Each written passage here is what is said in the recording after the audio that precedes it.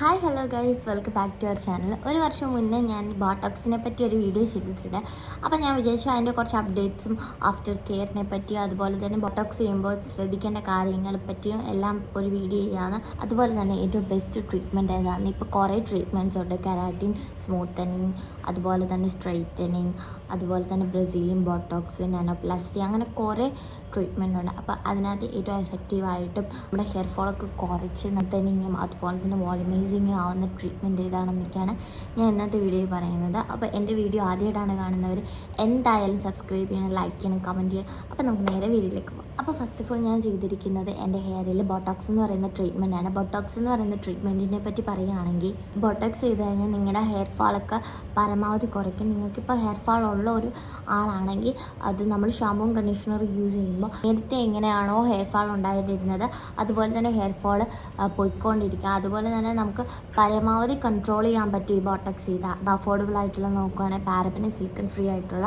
ഷാമ്പൂവും കണ്ടീഷണറും use ചെയ്യുക. അതുപോലെ തന്നെ അതിൻ്റെ ഒഫീഷ്യൽ സൈറ്റിൽ കയറിയോ അല്ലെങ്കിൽ ആമസോൺ ത്രൂ നിങ്ങൾ വാങ്ങിക്കാൻ നോക്കുക. അല്ലാതെ ഫ്ലിപ്കാർട്ട്, മീഷോ അങ്ങനെയുള്ള വെബ്സൈറ്റിൽ നിന്നൊന്നും മേടിക്കാതിരിക്കുക. അതിനകത്തൊക്കെ പരമാവധി ഫേക്ക് പ്രോഡക്റ്റ് ആയിരിക്കും വരുന്നത്. നമ്മുടെ ഹെയറിനെ പഴയ ലുക്കിലേക്ക് കൊണ്ടുവരും. നമ്മൾ ട്രീറ്റ്മെൻറ്റ് ചെയ്ത് പൈസ കൊടുത്ത് ട്രീറ്റ്മെൻറ്റ് ചെയ്തിട്ട് യാതൊരു പ്രയോജനവും കാണത്തില്ല. നിങ്ങൾ അത്യാവശ്യം എക്സ്പെൻസീവ് ആയിട്ടുള്ള നിങ്ങളുടെ ഹെയർ നന്നായിട്ട് മുന്നോട്ട് കൊണ്ടുപോകണമെങ്കിൽ നിങ്ങൾ അത്യാവശ്യം എക്സ്പെൻസീവ് ആയിട്ടുള്ള ഷാമ്പൂ കണ്ടീഷണർ യൂസ് ചെയ്യാത്തത് തന്നെ എനിക്ക് പറയാനുള്ളതെന്ന് വെച്ചാൽ നിങ്ങൾ അധികം കേളി പ്രോസസ്സിലേക്കൊന്നും കൊണ്ടുപോകരുത്. ഞാൻ ഇതിനു മുമ്പ് ബോട്ടോക്സിനെ പറ്റി ഒരു വീഡിയോ ഇട്ടിട്ടുണ്ട്. അതെന്തായാലും നിങ്ങൾ ചെക്ക് ചെയ്ത് നോക്കുക. കേളി പ്രോസസ്സ് എന്ന് പറയുമ്പോൾ നിങ്ങളിവിടെ പിടിച്ച് ട്വിസ്റ്റ് ചെയ്ത് കെട്ടത്തില്ല, അതുപോലെ ഒന്നും കെട്ടാതിരിക്കുക. അതുപോലെ തന്നെ ബ്രൈഡൊന്നും ചെയ്യാതിരിക്കുക. അങ്ങനെയൊക്കെ ചെയ്താൽ ഹെയർ നിങ്ങളുടെ എങ്ങനെയാണോ പഴയ കേളി ഹെയർ അതിലേക്ക് തന്നെ മുന്നോട്ട് പോകും. കേളി പ്രോസസ്സിലോട്ട് പോയാൽ നമ്മൾ സ്മൂത്തനിങ് ഒക്കെ ചെയ്യുമ്പോൾ നമ്മുടെ ഹെയർ കണ്ടിട്ടില്ല ഓരോരുത്തരുടെ പോലത്തുള്ള ഹെയർ നിങ്ങൾക്ക് കിട്ടും.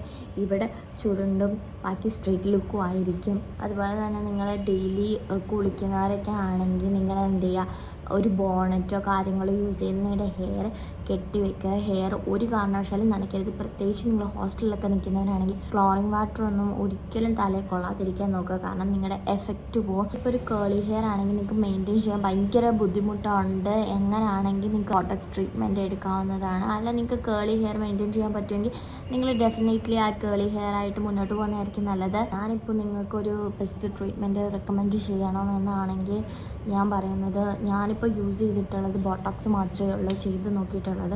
ഞാൻ വേറെ ട്രീറ്റ്മെൻ്റ് ഒന്നും ചെയ്ത് നോക്കിയിട്ടില്ല. എന്നാലും സ്മൂത്തനിങ് ചെയ്തിട്ടുള്ള കുറേ പേരെ എനിക്കറിയാം. അവരുടെ ഹെയർ ഇപ്പോൾ എങ്ങനെയാണെന്ന് എനിക്കറിയാം. അപ്പം ഞാൻ നോക്കിയിട്ട് ബോട്ടോക്സ് നല്ലൊരു ട്രീറ്റ്മെൻ്റ് ആയിരിക്കും. പിന്നെ നാനോപ്ലാസ്റ്റിയും നല്ലതായിരിക്കും. അപ്പോൾ നിങ്ങൾക്ക് ഏതാ ബെറ്റർ എന്ന് തോന്നുന്നത് ആ നിങ്ങൾ ചൂസ് ചെയ്യുക. അപ്പോൾ ഇത്രയേ ഉള്ളൂ ഇന്നത്തെ വീഡിയോ. എൻ്റെ വീഡിയോ നിങ്ങൾക്ക് ഹെൽപ്ഫുൾ ആയെങ്കിൽ എന്തായാലും ലൈക്ക് ചെയ്യുക, സബ്സ്ക്രൈബ് ചെയ്യുക. Thanks for watching. ബൈ.